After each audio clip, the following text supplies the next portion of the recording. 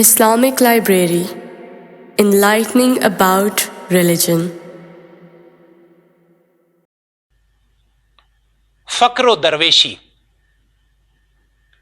جاننا چاہیے کہ راہ حق میں درویشی کا عظیم رتبہ ہے اور درویشوں کو بڑے خطرات کا سامنا بھی کرنا پڑتا ہے. فرمان باری تعالی ہے للفقراء الذین احصروا فی سبیل اللہ لا یستطیعون ضربا فی الارض یحسبهم الجاہل اغنیاء من التعفف. ان فقیروں کے لیے جو راہ خدا میں روکے گئے ہیں، زمین پر چل نہیں سکتے، نادان انہیں بچپنے کے سبب تونگر سمجھتے ہیں.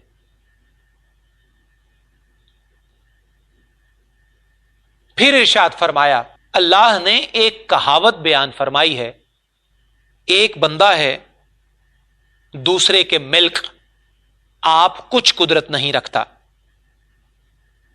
پھر ارشاد فرمایا تتجافى جنوبهم عن المضاجع يدعون ربهم خوفا وطمعا. ان کی کروٹیں خواب گاہوں سے جدا ہوتی ہیں اور اپنے رب کو پکارتے ہیں ڈرتے ہوئے اور امید کرتے ہوئے. سید عالم صلی اللہ علیہ وآلہ وسلم کا ارشاد گرامی ہے کہ روز قیامت حق تعالی ارشاد فرمائے گا، میرے محبوبوں کو میرے قریب لاؤ. فرشتے عرض کریں گے، مولا کون تیرے محبوب ہیں؟ حق تعالی ارشاد فرمائے گا، وہ مسکین فقراء ہیں. اس قسم کی بکثرت آیات و احادیث ہیں جو شہرت کو پہنچی ہوئی ہیں. ان کے اسبات کی حاجت نہیں اور نہ دلائل صحت کی ضرورت، کیونکہ ایک وقت ایسا بھی گزرا ہے کہ خود رسول اللہ صلی اللہ تعالی علیہ وآلہ وسلم فقراء و مہاجرین میں جلوہ افروز تھے. صحابہ کرام رضوان اللہ تعالی علیہم اجمعین کی ایک جماعت ایسی بھی تھی جنہوں نے اللہ تعالیٰ کی عبادت اور بندگی اور رسول خدا صلی اللہ علیہ وآلہ وسلم کی خدمت میں حاضر رہنے کے لیے سب سے کنارہ کش ہو کر تمام معاملات سے یکسوئی حاصل کر لی اور رزق اللہ تعالیٰ کی عطا پر چھوڑ کر مسجد نبوی شریف میں اقامت اختیار کر لی. یہاں تک کہ اللہ تعالیٰ نے حضور نبی کریم صلی اللہ علیہ وآلہ وسلم کو ان صحابہ کے ساتھ صحبت و قیام پر مامور فرمایا، جیسا کہ حق تعالیٰ فرماتا ہے وَلَا تَطْرُدِ الَّذِينَ يَدْعُونَ رَبَّهُمْ بِالْغَدَاةِ وَالْعَشِيِّ يُرِيدُونَ وَجْهَهُ. جو صحابہ صبح و شام اپنے رب کی عبادت کرتے اور اس کی رضا چاہتے ہیں انہیں نہ چھوڑیے. پھر ارشاد فرمایا وَلَا تَعْدُ عَيْنَاكَ عَنْهُمْ تُرِيدُ زِينَةَ الْحَيَاةِ الدُّنْيَا. تمہاری آنکھیں دنیاوی حیات کی زینت کی خاطر انہیں چھوڑ کر کسی اور پر نہ پڑیں. اس کے بعد حضور اکرم صلی اللہ تعالی علیہ وآلہ وسلم کا یہ معمول رہا کہ ان صحابہ میں سے کسی ایک کو جہاں کہیں بھی دیکھتے تو آپ فرماتے، یہ وہ حضرات ہیں جن کے لیے اللہ تعالی نے مجھے تاکید فرمائی ہے. بارگاہ احدیت میں فقراء کا بڑا مقام و مرتبہ ہے. خدا نے ان کو خاص منزلت و مرحمت سے نوازا ہے. یہ وہ لوگ ہیں جو اسباب ظاہری و باطنی سے تعلق ترک کر کے مکمل طور پر مسبب الاسباب پر قناعت کر کے اسی کے ہو کر رہ گئے. ان کا یہ فخر ان کے موجب فخر بن گیا اور فقر کی دوری پر آہوزاری اور اس کی آمد پر خوشی و مسرت کا اظہار کرتے ہیں. یہ حضرات فقر و مسکینی سے ہمکنار رہتے ہیں اور اس کے سوا ہر چیز کو ذلیل و خوار جانتے ہیں. فقر و مسکینی کی نرالی شان ہے اور اس کی رسم عجیب ہے. حقیقی رسم تو اضطرار ہے. اس کی حقیقت اقبال اختیاری یعنی بخندہ پیشانی افلاس و اضطرار کو قبول کرنا ہے.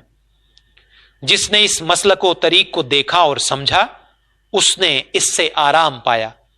جب مراد پائی حقیقت سے ہمکنار ہو گئے اور جو حقیقت سے ہمکنار ہو گیا وہ موجودات سے دستکش ہو گیا.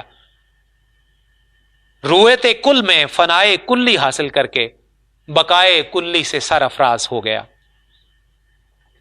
جس نے اسے رسم کے سوا کچھ نہ جانا، اس نے اس کے نام و اسم کے سوا کچھ نہ سنا۔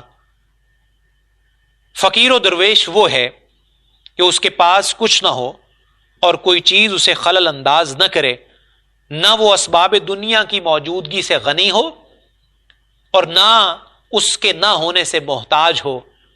اسباب کا ہونا نہ ہونا دونوں اس کے فقر میں یکساں ہیں، بلکہ اسباب کی غیر موجودگی میں زیادہ خوش و خرم رہتا ہے۔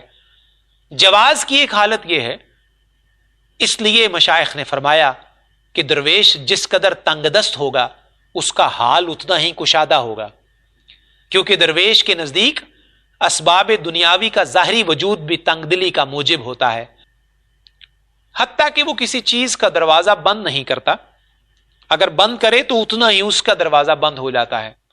لہذا حق تعالی کے ساتھ روشن اسرار بہتر ہوتے ہیں، نہ کہ دنیائے غدار کی مصاحبت۔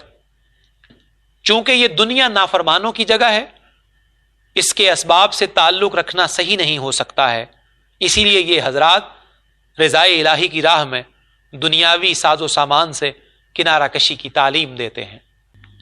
کسی بادشاہ سے ایک درویش کی ملاقات ہوئی۔